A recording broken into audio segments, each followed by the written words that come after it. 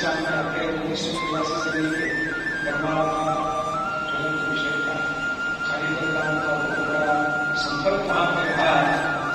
उस क्षेत्र को राह देखनी पड़ी, विलंब हुआ, इसके लिए हम सब क्षमा प्रार्थी हैं।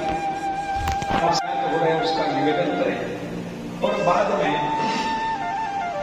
संतों के यहीं पर रहे, इनके आश्रमों में रहे। हरिभक्त परायण श्री माता श्री कांजी काशीद महाराज,